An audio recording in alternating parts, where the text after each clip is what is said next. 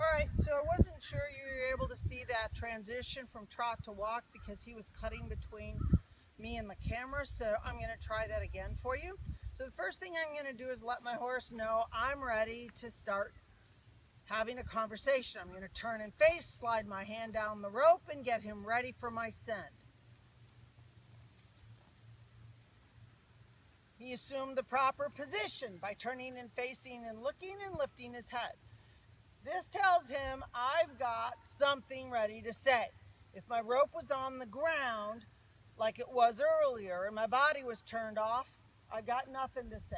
I didn't say he could do that, so I'm going to stop it. So now I'm going to go into my walk transition, which will be a soft body gesture, and I'm going to hold both the rope and my stick in one hand, and I'm going to slide my hand down the other side to tell him what direction to go. Then I'm going to leave the rope go out and push him at the ribs so that he's still walking, not going any faster, but he's off my space. I'll do that again when he moves around here so you can see that. So I'm going to push a little bit at the ribs and let him take that rope out. Nobody said stop, so I got to give him that keep going cue. And now I'm going to be ready for a trot when he comes around here, and you can see a little bit better. Trot.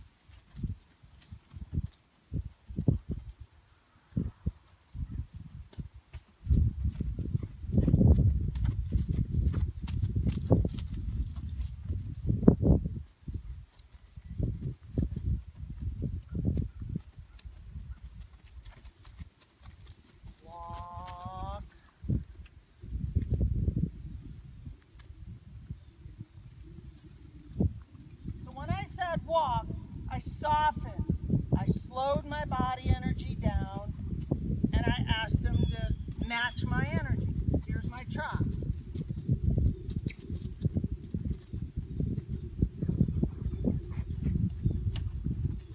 Here's my canter.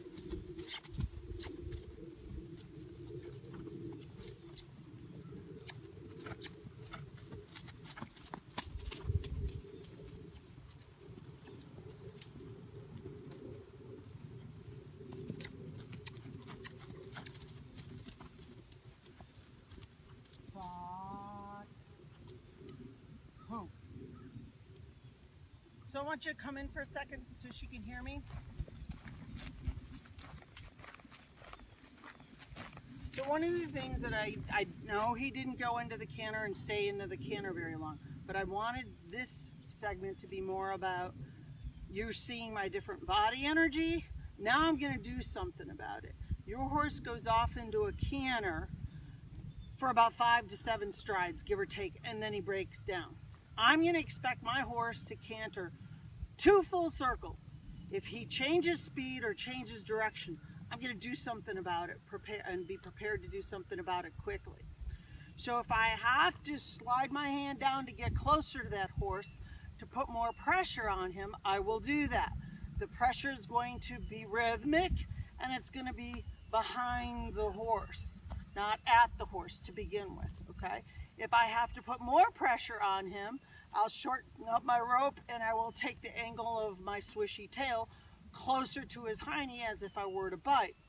So I want you to see the difference in my walk, trot, canter, body language, and then we'll see what the horse does. And my plan is he's got to keep it going when I get him to the canter. My horse likes to play dominant games, and that's why he's snaking his head. He's going, you can't tell me what to do. You can't tell me that I need to canter, and that's why he does this.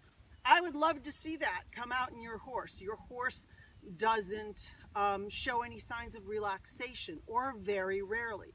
I know my horse is standing here eating right now, but I also want you to see that every time I stop, he's either blowing, or while he's doing something, he's very relaxed. His stance goes back to a very relaxed stance, even when I have him at attention. One of the things I noticed in your video, your horse almost never licked and chewed. He almost always stopped, and then stayed exactly in that position. So that's right brain introvert right in there, and we want to deal more with that. So I'm going to go ahead and ask him, if you want to step back out again, Kristen, I'm going to ask him one more time to do, here's my send. My send is my speed. My allow is you do what I want you to do for as long as I'm asking you to do it. And then the bring back is my whoa. 3 separate parts. The horse owns the middle part. I pick speed and direction. Head up. Walk.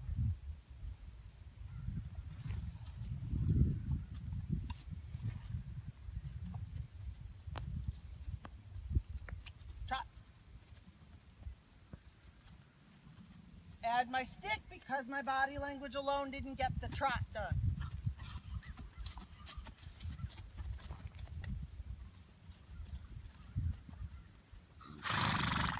I want you to hear, add a trot. My horse just released his tension, and that's what I'd like to see more of in your horse.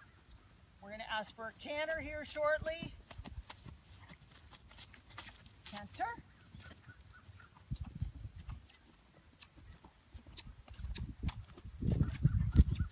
He broke down, I got to ask again.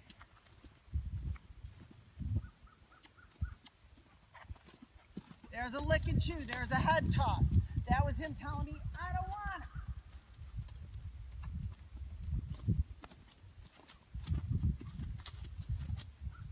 Canter. Canter.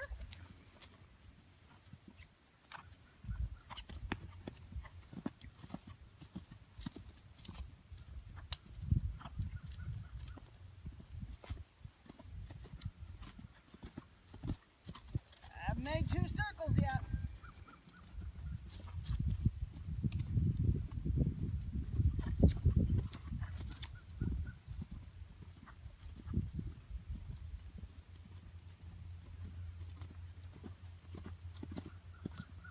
And hope. All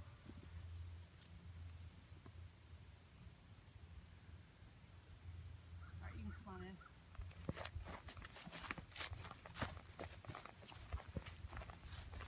Head up. Head up.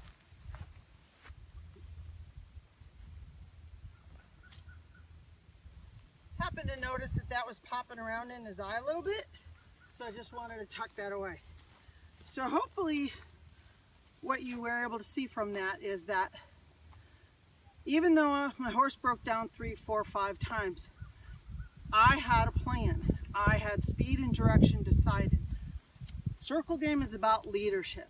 I cannot get my horse to respect me if he gets to choose speed and change it up, or change up the direction I've asked him to do, which in the case of your horse, even at a walk, he's changed up speed. So I'm going to show you a little bit more about sliding my hand in and out on the rope, and we're going to do that just as a trot so you can see that a little bit more, because that was one of the other techniques I'd like you to be a little bit more comfortable with. When I'm ready to talk to my horse, I'm going to slide my hand and give him some clear direction. By the way, he just kind of let go a little bit of some of his tension. Again, I know that he's eating, but if he was standing here and I needed to go in and just rub on him, I would, and he'd still release. So I want to show you a little bit more of how to shorten up the line and lengthen the line. When I lengthen the line, all I do is open up my hand and let the horse take it. When I shorten up my line, I put part of the line in my right hand with my stick, and I work like this to shorten my line. All right, so here we go. We're going to do that on line, and then we'll do change of direction. How are we doing on time for you, Kristen? Oh, it's 12 o'clock. Okay. Okay.